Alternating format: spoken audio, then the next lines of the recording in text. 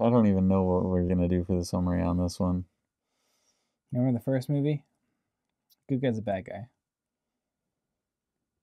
Bad guy's a good guy. Whoops.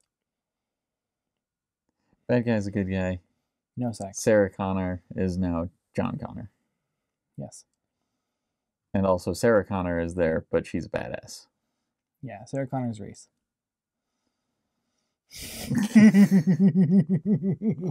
Welcome to Switching Reels. Good morning. Hello, everyone. Welcome to winter. It's so dark outside. Yes, it is. Goodness gracious. I've never felt more alive. You have seasonal depression. I do have seasonal depression, and I hate the clouds, but I love the dark. That's good. That's at least a benefit. Yeah. What happens if it's cloudy and dark? It doesn't affect me as much. Yeah, that makes sense. For whatever reason, I don't I think it has something to do with the light. Yeah, it's like there's not really a lack of light at that point. Yeah. Like you're not really missing much. Yeah.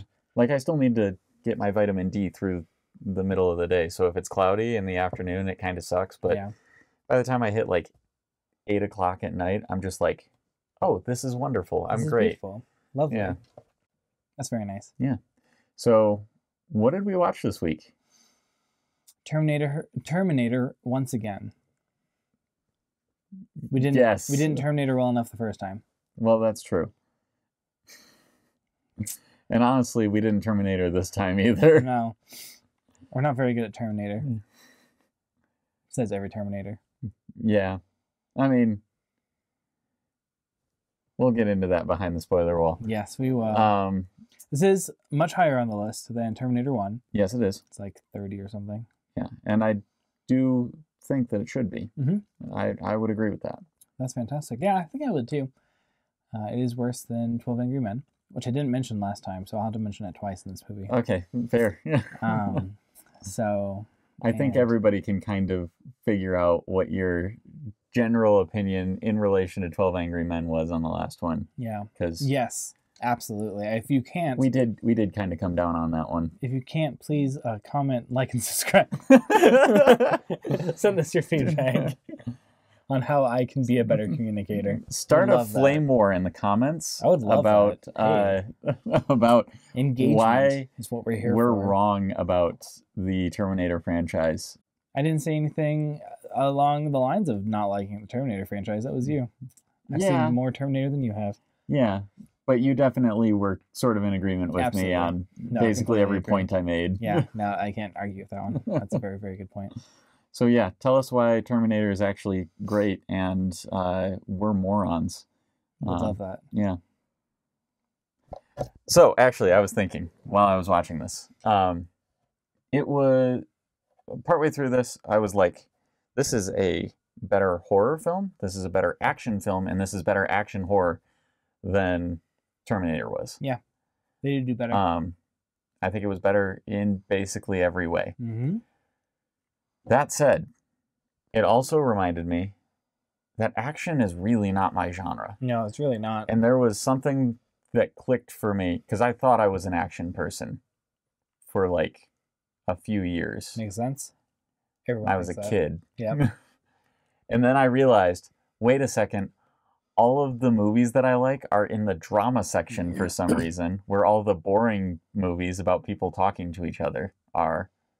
Or they're in the thriller section, which is filled with movies I'm not allowed to watch yet. You were young when you were having this epiphany. Yeah, I mean, I was probably 11 or 12. I'm going to say 10. Yeah. Very self-aware 11 or 12-year-old over here. Whatever. What was I doing 11 or 12? Youth group. Yeah. That's all I was doing. Man, my obsession with stories goes back to like when I was 6 years old. So, There you go. It's the one thing I'm very self-aware on, and it's the one thing that has been continuous through my whole life. If you can go and identify that thing, man, like that's fantastic. Yeah. Good. So, how'd you enjoy this one? 1 to 10 with strong and lights. Okay. We'll go technical first. I think this is a technical 8. Yeah. It's a light 8. I'd say. To a heavy 9. No. It's a strong 8, probably. Yeah. Wow. Light to a strong 8. Okay. I was like, oh, we're gonna nail you down on one of your stronger light ones for once. No. But yeah, I mean, I think it's much better technically than the first Terminator. Mm-hmm. So it's a little weird, actually. It doesn't do anything that blows me away necessarily. But one of the things I respect most about this movie is the creativity that they have for the CG. And honestly, Absolutely. I've found that CG doesn't bother me nearly as much when I'm like, oh, you did that because it's just this crazy thing that you thought up, and it doesn't make sense to like dump tons of money into this one section unless you have that money to dump. Exactly. Which this movie did, but that's beside the point. But like some of the stuff, like the guy getting punched through the head and then it shifting so that it turns into his hands that he's holding on to, like that kind of stuff was just really, really cool and really well done. Whenever the CG isn't being used to try and hide something or like really emphasize something, it is just very cool. It's like, oh, this is magic. Now we're just into Magic Land, and this is very nice. Like, which is why I don't think we're gonna hit any of his movies on this list. But Terry Gilliam is the director of a whole bunch of different like super off the wall movies, like The Time Bandits and Imaginarium of Dr. Parnassus and a bunch of other stuff. He is like the king when it comes to this kind of stuff in my mind. Mm-hmm. Like he has no budget for most of his movies. Like no one is willing to give Terry Gilliam money anymore, and I don't know why.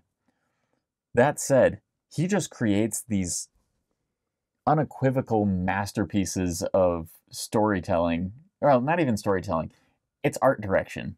It's just brilliant art direction all the way through, and it's like watching somebody who came up with a story that has its head all the way up its ass, but also it's just so pretty. It's like watching somebody walk through a painting. Oh, beautiful. That's messy, but beautiful. It's so wild. And yeah, I highly recommend like just having a day where you sit down and are just like, I'm going to drug trip completely sober. Absolutely. That sounds fantastic. I haven't been on a drug trip not completely sober, so. Oh. Make sense of that one. Okay. No, that one's pretty easy to make sense of. Yeah. I'll work on it. What was your enjoyment? Oh, my enjoyment.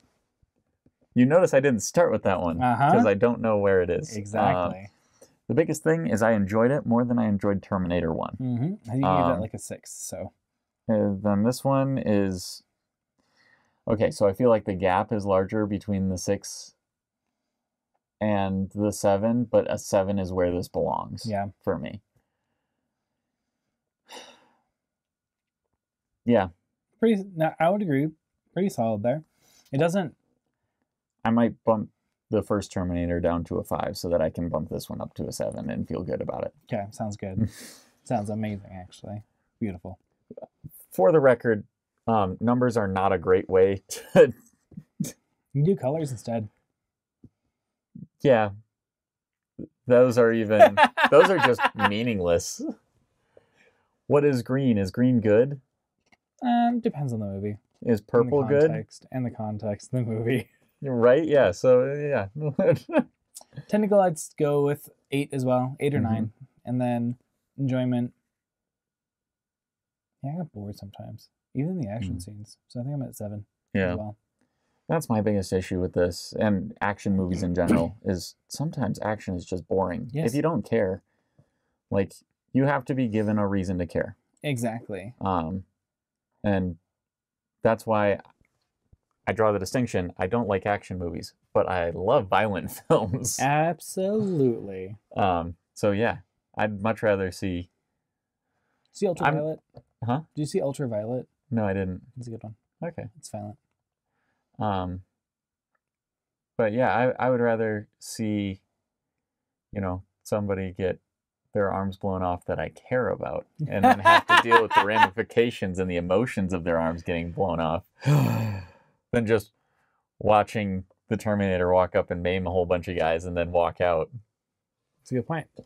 Yeah, it's just, Not to throw any shade on that particular aspect of the movie, because I think that was pitch perfect for what they were going for. Good. But beautiful. Yeah. It feels like we're getting our ladder ready. Our ladder for the wall? Yeah. You gotta leave that one in there. Gosh, you gotta leave that cough in there. I'm still sick. This is the worst. I hate when I get sick. If you see jump cuts, it's because I'm sick. Yeah, typically. Not because I'm sick, because if I'm sick, I'm completely out of commission and I will not be here. Exactly. It's just coughs, man. No, if I'm coughing, that's a sign that my body has betrayed me and I am at home dying, partially due to the sickness and partially due to the betrayal. Reasonable, in my opinion. So, anyway, before we get across the spoiler wall, comment, tell us why the Terminator franchise is the greatest film franchise ever made. It's really not Star Wars versus Star Trek. It's Star Wars versus Terminator. It's not even that. It's Star Wars versus Lord of the Rings. Because that's actually difficult. No, Lord of the Rings wins. Yeah, I'm glad we're in agreement there. That would be an interesting one. If you would like to go and disagree with us on Star Wars versus Lord of the Rings, you know what? I'm throwing out the entire rule book for the comments this time. Tell us what the best franchise pairing is, because I want to know. Ooh, like X versus X? Yeah. Yeah, absolutely. So yeah, do that in the comments. Ours is apparently Star Wars and Lord of the Rings. Apparently. Yes. But with an easy answer there. Yeah. I don't know, man. We didn't do very well on that one. So do better than us. Like, comment, subscribe. Tell your friends. Tell them to go and make their rate versus list. We'll have a good time. It's Dark Souls versus Lord of the Rings. That sounds fun. Yeah, Dark Souls wins. Lord of the Rings. There we go. Something we actually disagree on. Okay, good. Yep. So, summaries. We're doing summaries now? Yeah. They're always so gold at the end. Okay. I don't know, man. You can do it wherever you want. Yeah. You already told me your summary, so you should start. Oh, yes. Okay, good. My summary. Let's do this. So, we're in Terminator 2. Remember Terminator 1? The bad guy is a good guy. Sarah Connor is now John Reese. Without, hopefully, the sex scene between him and Sarah Connor, who's now John Connor. That is true. That is lacking and missing. I don't think that's lacking. Missing, maybe, but lacking. And there's a melty guy. Yeah. The new Terminator is not any of the characters from the original Terminator. No. We're done. This is going off the rails. All right. Terminator 2. There's more police than 30. Yes. Also, they patched the plot hole that I thought was there when we talked about it last time, but it's not. But also, they didn't address the rest of it. Plot hole I talked about in the last episode was that the remains of the Terminator are missing. But that's actually addressed in this, in that the company that owned the hydraulic press swept everything up and was keeping it for research without telling anyone. What they didn't address was the rest of the havoc that was caused by the original Terminator. Yeah. There are 30 policemen that died. At least 30. He says 17 when he is interrogating Sarah Connor. But the police chief says 30 when he's bragging that they have 30 police officers in this place. I don't remember if that's what he actually said or if that was something that 17? We came up with. He said 30. Was it? Yeah. Okay. I'll go back and rewatch it. Okay. If not, I've like high key. What's the Berenstein Bears to this? What is this? Mandela effect. Mandela affected it. Yeah. For sure. Yeah. There are at least 30 police officers in this, and probably more because it's T2, so there's probably 60. There's probably 60. Yeah. That feels right.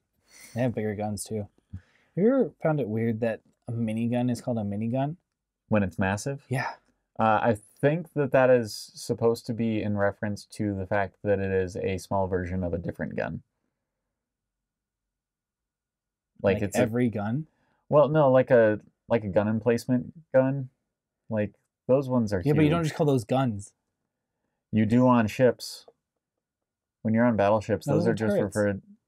A lot of times they're just referred to as guns. Okay, but I still don't agree because one, when miniguns were invented, we didn't have the kind of warships that we have now, and those are still shooting shells, not rapid fire bullets. That's true, and also most of my understanding of ships and guns upon ships comes from my golden age of piracy research. So yeah, so that's a little back there. Yeah, but I don't know. I feel like even like a gun emplacement, like in World War II, like it's a mounted gun. It's a mounted gun that's just stuck there, and it shoots big slugs, and it shoots them really fast. And the idea of a minigun is that at least this one's portable. It shoots more often? Well, no. No, it's a minigun because it's portable. You can hold it. Oh, got you. Why isn't it a porty gun? Because who in their right mind would call it a porty gun? I wouldn't even in my right mind. Yeah, that's a good point. I do a lot of things that I shouldn't do in my right mind. Yep. Beautiful. All right. Let's talk about Terminator 2 again. Terminator 2! Let's go. So one of the things that I actually love most about this film is the way that they shift Sarah Connor from the first film to this one. In kind of giving the idea that time has passed here. Mm-hmm. And she has gone through major change. Absolutely. Right? Like even there's the end of the first one where she's like determined, but you know, she's still basically just the average city girl. But in this one, we get some context filled in that like, okay, so she's trained with like Green Berets and people that are like smuggling people across the border and like. They did a really good job with the exposition dumps in this with John Connor talking to the Terminator. I think that was really good. Yeah, and so kind of giving the idea that, okay, she has done everything she can to learn as much as she can about just being a badass warrior. Yep. So that she can train her son to do that, which is cool. She probably should have found out some things from strategists.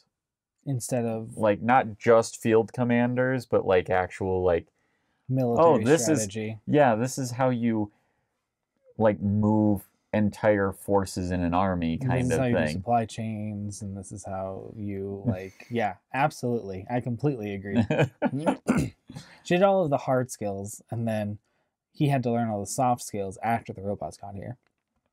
I don't know. Because they're all also dumb. I stopped after. They're all also just every robot is dumb. There isn't a smart one. Yeah, that's true. So, which is wild because that feels like the one area that robots could definitely have us beat. See, right? Like that, and now there's ChatGPT. Yeah, again, I'm coming back to this, of course, because it's Terminator. But that's true. But like, also, computers are we're not good at making brains. That's true because we don't understand our brains yet entirely. That whole 10% thing, that's not how much of our brain we use. That's how much we understand. Mm-hmm. And that's an approximation. Exactly. At one point, I was watching a video by a very good science educator. Mm-hmm. Like, if we were to try and model all of the different molecules and chemicals that go off in your brain at any one point, you would need a computer the size of the moon per person. Right now? Mm-hmm. And is this true of every person? Every person. What about the ones I know that are dumb? They still have chemicals going on in their brain. Just are you sure? Different kind of chemicals. Are you sure? Have you met these people? I have not dissected their brains. All right, I'm going to try to stop being mean. Even without names that felt mean. If you know Connor and you're watching this, please message him and say, hey, is that a me? Am I the person you're talking about? You are the pea-pod-sized computer.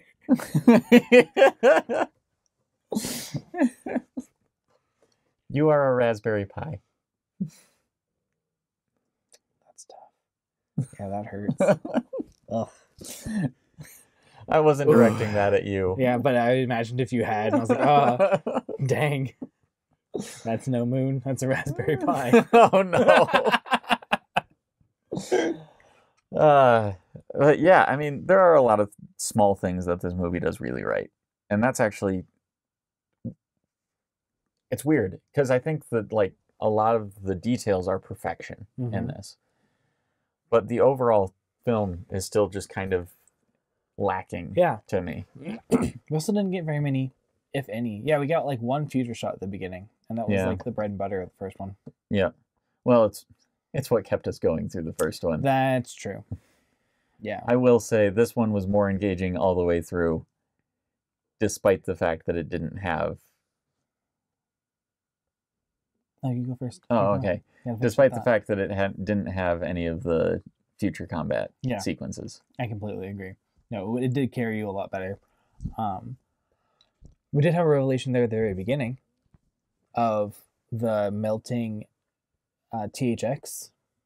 Oh, yes. Yeah, where like if everyone's seen a THX film, normally there's like a melted pool that then goes into THX. This did kind of go away for a while. Yeah, I don't think it's here anymore. Yeah, it was a really big thing, at least when we were kids. Yeah, like 80s to early 2000s. I don't know if it lasted that long. No? But just the 90s, you think? I think it was 90s through the 2000s. That makes sense. I don't think it was around very much in the 80s. But wasn't this mainly 80s?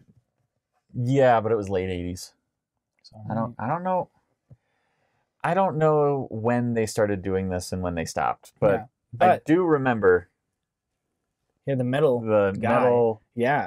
metal circle, which I always thought was supposed to be glass when I was a kid. Oh, interesting. But then it shatters. Oh, you're right. And then melts back together and does the whole THX thing. Yes. So, yeah.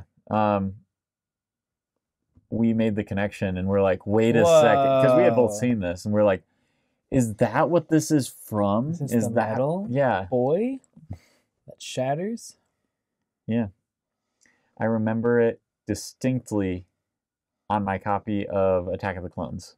Because I loved Attack of the Clones Attack of the Clones kid. Is a great movie as a kid. And then we watched it and decided that it maybe didn't hold up as well as we were hoping. Go watch that episode. It's also good. I think. I'm sure it is. I have very strong feelings about each of these episodes when we leave. Yeah. And then I don't remember them in like 2 episodes. No. So, yeah, I remember feeling strongly about some of them. Beautiful. Yeah. Yes. Yeah, what did you want to talk about with this? So, I think there was less refrigerator logic in this, which was nice. There was. There were still moments. They also they fixed some things, which was nice, like shooting out the tires more often. That was really nice. They didn't fix the ammo situation very well. A little bit. It was a lot better. Yeah. But I forgive the ammo thing a little bit more in action movies. Like, even if it's not my genre, I'm more like, they need to have all the bullets in the world because that's what they're doing. Yeah. Until it becomes convenient for them to run out. I loved the oddly placed third hand of in the metal helicopter. Robot in the helicopter. That's what I'm talking about with these details. Like, seriously. Like, the idea that they're like, well, he's a metal robot. Why wouldn't he just pilot it with his third hand? Third hand. If you know what we mean. So I agree that there was a lot less refrigerator logic. The weird thing, though, is the time paradoxes are way worse in this. They are. Because it can't just be like a simple, hey, I was sent back in time because the character knew that they needed to send me back for this kind of thing. There was stuff that like just straight up breaks down if you think about it too long. Like what? Like the saying that John Connor gives to his mom by way of Kyle Reese. And so the idea was supposed to be like, oh, John Connor comes up with this and then sends it back. But now it's stuck in the loop. It's stuck in the loop. It's stuck in the loop. And if they destroy Cyberdyne, which is what it's actually what they heavily imply at the end of this. Yes. Is that like it's over. And you haven't seen the third one. Yeah. But like they heavily imply that it's over after this. So there's no Skynet, which means that people being sent back is not just an alternate reality. It is, well, it would have to be an alternate reality, right? Exactly. Because it can no longer be the one that was original. Be the original one. But now, number one, there's no reason for John Connor to become a great military leader anymore. Nope, we don't need him. Number two, even if he did become a great military leader, he would be doing it for no reason, which implies to me, at least, that the future is one that is under authoritarian rule by John Connor. I don't know, man. This movie just raises too many questions, and it raises more than it answers. That's a valid point. I see what you're saying there. Absolutely. As far as time goes. As far as time goes. Yeah. I can give you spoilers for the third one as I remember it after seeing it a decade ago. Let's not, only because of the podcast. You can tell me after. But beautiful. Yeah. That sounds perfect. Yeah. I don't have really strong inclinations to watch the third one. No. Or Salvation. Because I did watch Salvation too. I heard Salvation was not very good. It wasn't. Which is wild, because the strong part of the first one, definitely, and a scene that I think was improved on in this one, is the future combat. And to have the future combat be the bulk of the film seems like a no-brainer. Exactly. That's what you should do. Yeah. Yeah. It was okay. I've played the arcade game quite a few times. That's a lot of fun. I think I have too. I love arcade games. Yeah, me too. I'd love to have nearly $1,000 that I stole from an ATM to just go play arcade games. Sounds like a great day. $300. I know, but inflation that. Okay, inflation that. But also take into account that arcade games have been a quarter and continue to be a quarter basically forever. So you get more arcade games now? No, you get the same amount. If they were a quarter back then and they're a quarter now. But the money is more now. But the money... No. That just means that arcade games have gone down in value, not that the money has gone up. Yeah. The amount of money has gone up. Well, the amount of money has gone up. No, it hasn't. By inflation. All right. Welcome to economics. This is not what this podcast is for. I'll be honest, since we threw out the script, I don't know what this podcast is for, but it's fun. All right. John Connor wasn't nearly as annoying as I remember him being in retrospect. He wasn't like a great kid, but yeah. I told you I was going to open this with saying that John Connor is so cool, but I totally forgot to do that. I will say his attitude bothers me, especially in the beginning. And then he does like this complete 180, but he doesn't get rid of like the snotty kid vibe. And it's just weird. Like at the beginning, you're just like, oh, he has absolutely no respect for literally anyone. And in a way that I don't think anybody is like, oh, that's cool. Yeah. It's just like, he's just a dick. Yeah. And then he finds out that his mom didn't lie to him. And then he's like, oh, I have to be nice to everyone now. Not kill them.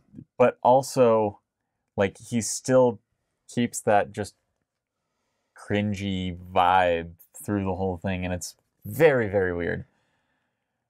Would agree. He didn't bother me as much as I remembered him bothering me, but he still bothered me a lot. Exactly. Man. If you get a really good kid actor, hold on to them. Exactly. Keep them that age. Keep them Don't that age. let him go. Who's the guy that plays August Rush, who never ages? He's also the good doctor, I believe. Isn't that guy older than August Rush was? I haven't He's basically the same age forever. Oh, okay. In anything that he does, he's basically the same age. It's spooky. So spooky. I love the theory that Keanu Reeves isn't aging. He's just turning into different people. Yes. I agree. Where's the lie? I don't know. Yeah. Alan Arkin's been old forever. Who's that? I don't know what I could describe him in that I think you would know, but he's just an old bald guy. He plays the same dude and everything, and it's fantastic. He's fantastic. He does that one role perfectly. Yeah. He's just the guy that's like, I'm old, I'm here, I know what I'm talking about, but what the hell are all of you doing? That's a great run. It's a good role. But he never takes anything too seriously. I don't know. It's hard to explain. If I showed you a picture, you'd probably know who he was. I think I would too. Yeah. Do you ever feel like you waste your finishing shot on the last boss? Because I feel like the Terminator did on the other Multi-Guy Terminator for the Hasta La Vista baby. Mm-hmm. You shoot him, and then he just comes back again in a second. It's kind of anticlimactic. Oh. He doesn't stay dead. Yeah. Sure, he gets glitchy, but... Yeah. I mean, I do appreciate what they did with the second part, and I think that it fits sort of the mirroring that they wanted to do a little bit with the first Terminator. That was really good. I completely agree. And also, they were so consistent in their magic system. Yeah. Like, this other Terminator was just better. Yeah. If it wasn't 3-on-1. Right, yeah. And it really makes you wonder, in a world that has time travel, and they can send people back in time to kill people, why are they not sending just the liquid form Terminator over and over again? Exactly. Like, do they have to... These are the questions! Maybe they only had one. And ever. Again, I don't think that's what this is for. Like, this is not... The point of these movies is not to be... Perfect on their time dynamics. Well, yeah, it's not a sci-fi film that's supposed to be exploring the ramifications of time travel. But address the ramifications of time travel, damn it. Why do you think we're here? I want. Exactly. Exactly. If you're going to put in time travel and cool robots, we need more. Yep. We need more cool robots, and we need more time travel, and we need less John Connor. I love that we, but on the tech side, started with neural nets. Like, that was cool. I was happy with that. Like, that's still technology that we use now for all of our AI. So, good job, guys. I would like to point out that a whole bunch of the stuff that is supposed to have happened in history has happened in my lifetime now, and that makes me uncomfortable. Yeah, Terminator did a good job. Yeah. Let's see how 2027 looks. I'm stoked. Are you? I don't think that AI is going to try to kill us. I don't think so either. I think that we're going to see the realization of Dr. Dyson's prediction that he's going to start putting people out of jobs because they can have hangovers. Agreed. Dude just hates pilots. He does. That's the entire reason for this movie. Skynet was like, no, I don't want to fly planes. You could put me in charge of all the planes? This is the worst job.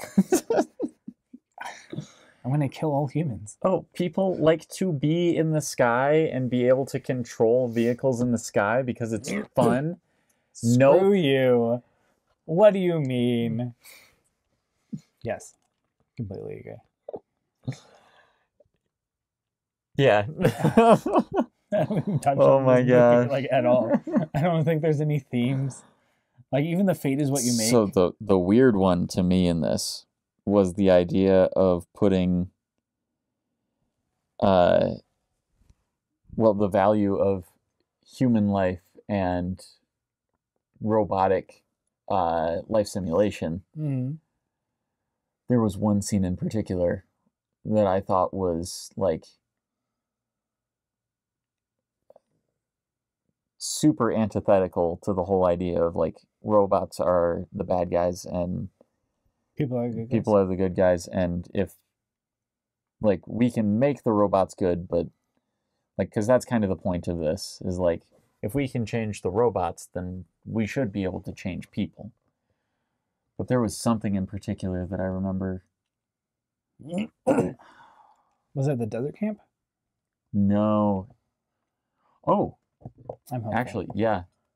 The desert camp one was really interesting because that was the scene where she basically goes, yeah, there are no human people that are worth watching my son, like raising my son.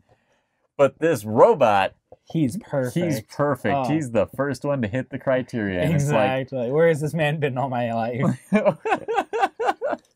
When he wasn't trying to kill me. Suddenly I knew I should have been going after a Terminator the entire time. And I saw her face.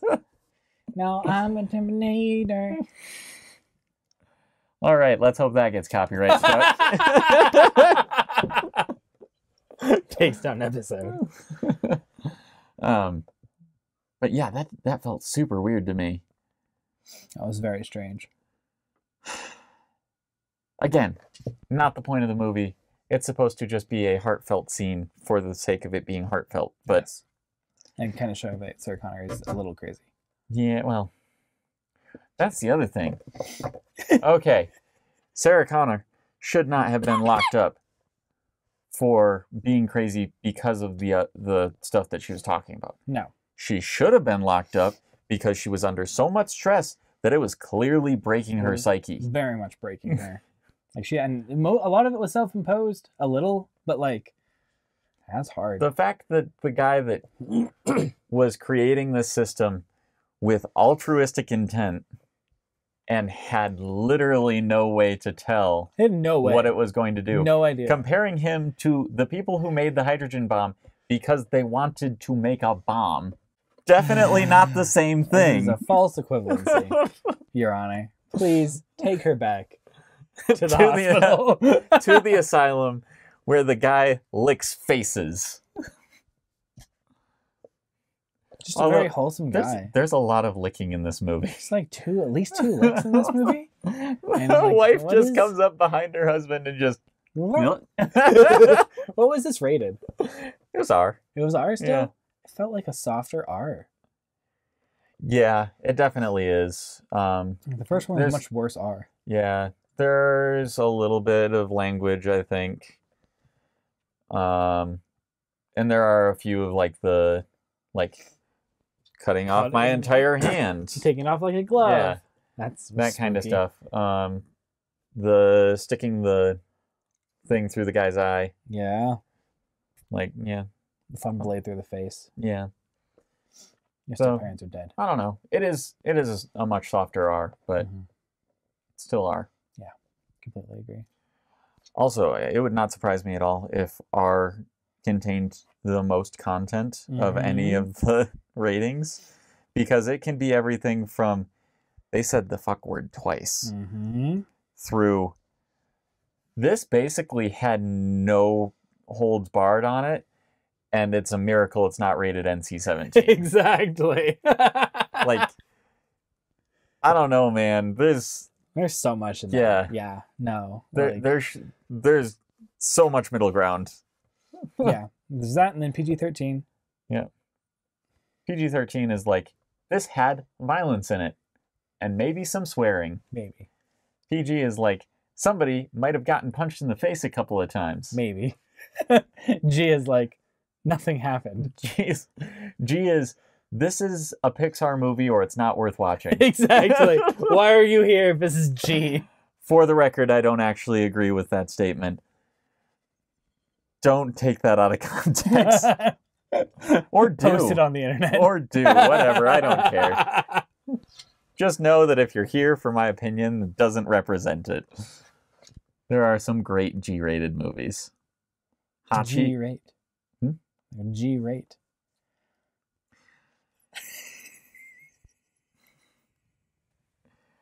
There's a film called Hachi, A Dog's Tale, and I think that should be rated PG-13 simply for the trauma it causes, but it's a G-rated movie. Yeah, they don't have something where it causes you indefinite trauma. There's nothing to account for that. I still think about that. I think that movie's on the list, so I'm not going to spoil it, but... I'm excited. Oh my gosh. If you've ever had a dog, that movie just kills you. I have had a few dogs. Yeah. And they do a twist on the formula. That's all I'm saying. Beautiful. Yep. Beautiful. Okay, you know what? I'm spoiling the damn movie. If you haven't seen Hachi, A Dog's Tale, either get out or, get spoiled. I don't know. Get spoiled. Okay. So Hachi, A Dog's Tale. You're watching. Oh. No. Sorry. Oh, okay. One. You're watching along, and it's like, okay, this is a normal dog movie, right? Family finds a dog. They try to find somebody to take care of it, but they can't, and then they become attached to the dog. So they keep it. And you're like, oh, the dog's going to die, isn't it? But no. The family's going to die. Dad dies. And the dog that has been waiting for him at the train station every day goes and waits for him at the train station every day still until somebody sends him home. And then the people start moving away and stuff, and there's nobody to send him home to. So he basically ends up like just the people take care of him around, and he sits there at the train station all day waiting for his dad to come home, and he never comes home, and it's so sad. So sad. This movie's rated G. At least PG, like parental guidance, man. Like, needed parents for this. Couldn't watch this by myself. I did, says Connor. I did. I watched it while I was still in my parents' house the first time, but the second time I was on my own. Oof. All right. This was a ranty episode. Terminator 2. And I think we talked about it less than we've ever talked about a movie in a review. Now we know her better. In an episode. Now we know her better. And we are done with Terminator. Yeah. So, next week we're watching... 2 Flew Over the Cuckoo's Nest. No. Why?